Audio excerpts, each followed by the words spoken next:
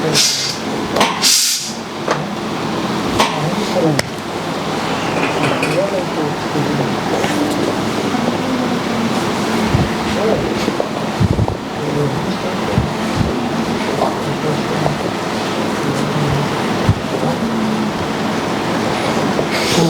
अटका हुआ था।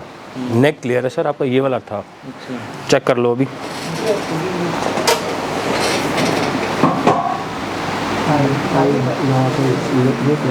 आओ इसको रिलीज़ कर देते हैं, इसमें आ जाए।